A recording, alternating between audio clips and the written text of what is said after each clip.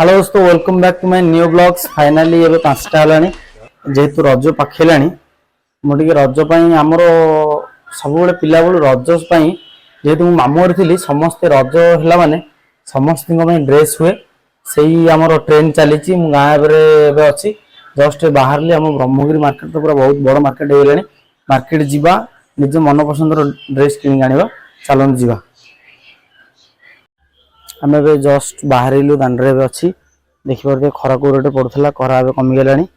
Just मो back बस just बाहर दाण्डे खरा पूरा कमी कमी आसला 5टा टाइम है। जस्ट ए गाँव बाहर गाँ रास्त जाऊँ जस्ट ये समय जो खरा कमी जीवाई भल लगुच ना आउ 2 घंटा पूर्व एत परिमाण खरा होता पूरा इमेजिन बाहर। आम जस्ट ब्रह्मगिरी मार्केट एंटर कलु देखिए आउ टे मंजा पर लोकंर भिड़ पूरा जमीज। एवं तो आज सावित्री व्रत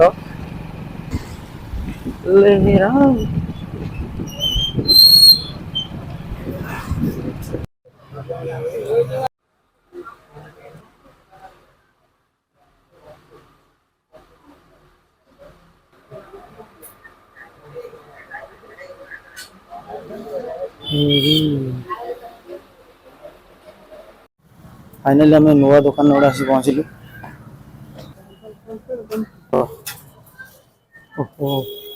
एसी गाड़ी आमर 2टा दुकान चॉइस फेल मारला। आम जाऊँ 3 नंबर दुकान को गोटे चिन्हा परिचय दुकान से जीवा निज मन मुताबिक जिन किणवा। मेन है सब मेन हूँ अफोर्डेबल प्राइस।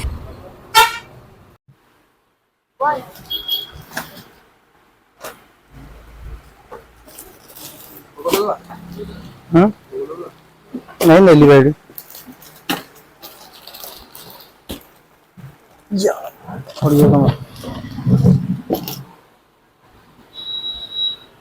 फाइनाली 2टा दुकान बुलला लास्ट दुकान में जिन पतर किणिली सार्ट पैंट जस्ट किणिक जाऊँ गोटे सांग दुकान को आसती। हेलो दोस्तों, welcome back to my new blogs. Finally मुझे उठिक आसली जस्ट आसला मुहटा भला धोइली। निदर उठला मैंने आप सागे सागे मुह धोवा दरकार ना आपंकर जो फ्रेशनेसटा रही लोक भावे कि आपण मैंने जस्ट शोक उठी। मुझे जस्ट आसिक छात पर बसली सब नित्यक्रम सारिकी जस्ट टे सब काम सरला पुणी एक्सरसाइज करवा आज दिनचर्या एवं केमती गाड़ी पाक जावा।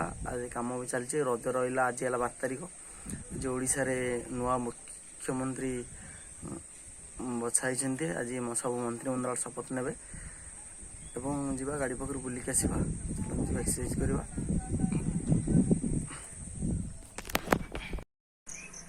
मुझे भणजा को नवाक आसी जस्ट ए बाहर की जीवु सकालू सकालू जो भाया बेले गुड़गुड़ी हो तार इमाजिन बाहर आ गछपतर पाखे बसबार आनंदटा सब निरा थाए।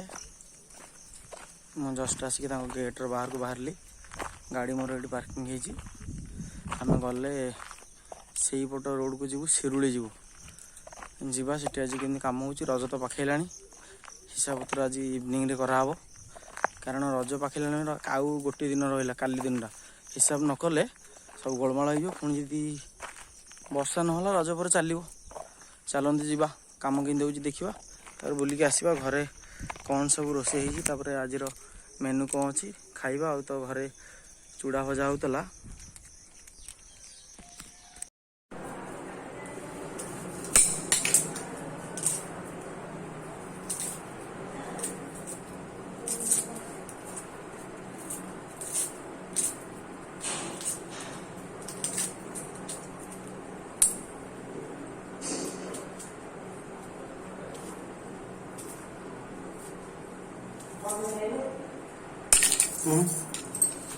पियाज दबा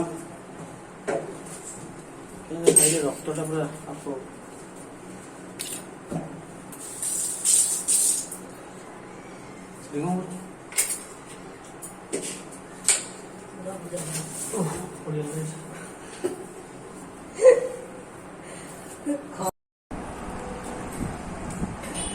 भात को गरम हो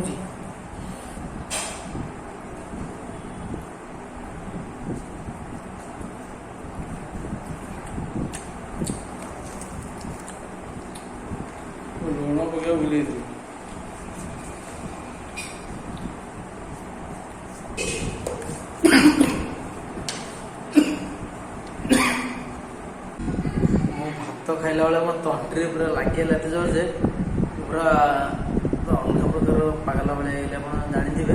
ଯଦି ତଣ୍ଟିରେ ଭାତ ଲାଗିଯିବ ତାହେଲେ ପୁରା ଆପଣଙ୍କର ପୁରା ବିଳିବିଳି ହେଇକି ପାଗଳ ହେଇଯିବେ। ଜଷ୍ଟ ଆସିକି ଖାଇସାରିଲା ପରେ ଆଉ ଭିଡ଼ିଓ ତ ରେକର୍ଡ଼ିଂ କରିପାରିଲିନି। ଜଷ୍ଟ ଆସିକି ଘରେ ମୁଁ ଏବେ ବସିଛି। ବଜାରକୁ ଯିବାର ପ୍ରୋଗ୍ରାମ୍ ଅଛି କାରଣ ଟିକେ ତହସିଲ ଅଫିସରେ କାମ ଅଛି। ବହୁତ ଦିନ ହେଲାଣି ସେ କାମଟା ଟିକେ କରିକି ଆସିବା। ଫ୍ୟାନ୍ ଚାଲୁଛି, ଏତେ ସେ ଘରେ ବଇଛି।